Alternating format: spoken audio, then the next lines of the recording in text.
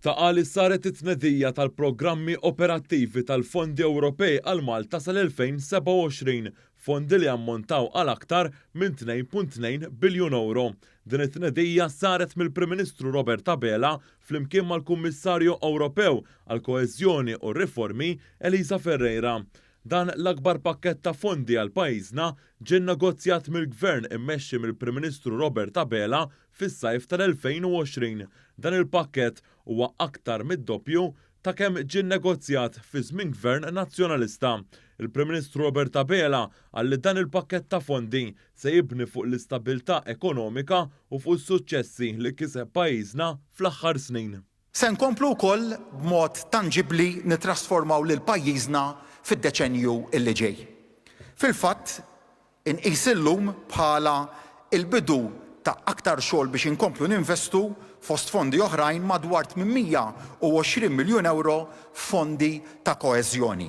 Flejjes li bihom se nkomplu nkunu aktar kompetittivi, nagħmlu investimenti ħodor u diġitali u fuq kollox, kif spjega tant tajjeb is-Segretarju Parlamentari Chris Bonnet, ninvestu fin-nies, fil-ħiliet tan-nies, fil-kompetenzi tagħhom u fuq l-iżvilupp soċjali.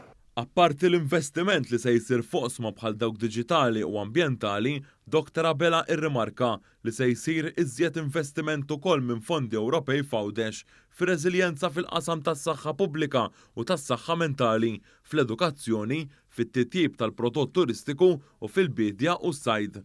Dwar l-ambjent, il-Prim Ministru qal li l-Gvern se jinvesti f'fondi Ewropej f'siti tan-natura l-fej u f'aktar parks u ġonna l-familji kif ukoll l-investimenti tax-shore to ship u interconnector ġdid. Il-Prim Ministru qal li dan l-ikbar pakkett ta' fondi Ewropej flimkien mal-investiment kollu li qed jagħmel il-Gvern se jara li l-pajjiżna ikompli itejjeb il-kwalità tal-ħajja tal-Maltin u l-Awċin.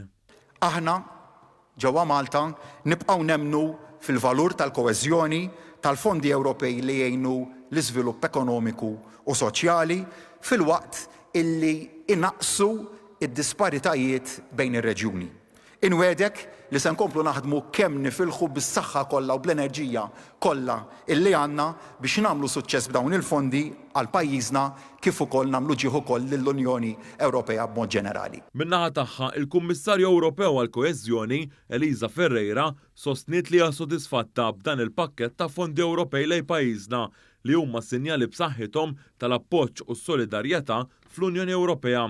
Qalet li dan il-pakkett se jgħin biex l-ekonomija Maltija tkun aktar b'saħħitha u aktar moderna u biex tkun aktar innovattiva u kompetittiva. Qalet ukoll li dan l-investiment se jibni ekonomija Maltija li tkun aktar ekoloġika u effiċjenti fl-użu tal-enerġija fil-waqt li ma tħalli lil ħadd jaqalura. I am very satisfied with this agreement and hopeful about how much it can help Malta and the Maltese people because it has been drawn up by a broad consensus and inclusive consultation process involving many different partners. Il-Kummissarju Ewropew qalet li jatilqa l-investiment li pajjiżna qiegħed u se jkompli jagħmel fl-enerġija rinnovabbli. Now it's the time to get the project pipeline up and running for a more innovative, greener and inclusive Malta to make a real difference in the lives of ordinary people across the country. This is in fact our partnership. This is our agreement for the future of Malta and the future of Europe. So now it's time for delivery. Preżenti wkoll għal din it-tnedija kien hemm il-Ministru għall-Ekonomija, il-Fondi Ewropej u l-Artijiet Silvio Xkembri li rimarka li dan l-akbar pakkett ta' fondi Ewropej għal pajjiżna se jkun fundamentali għal pjan tal-Gvern biex l-ekonomija tkompli tikber. Kif qegħdin taraw għandna għal pajjiżna pjan ambizzjuż. Pjan sabiħ. Pjan iżda li issa hemm il-fondi biex bekk inkomplu nibnu il-pajjiż li nixtiequ. Pajjiż li rridu lil uliedna jgħixu fih. Malta isbaħ u aħjar. Intant qabel din it-tnedija, il-Prim Ministru Robert Abela u l-Kummissarju Ewropew għal Koeżjoni u r-Riformi Elisa Ferreira kellhom laqa fil-Berġi ta' Kastilja.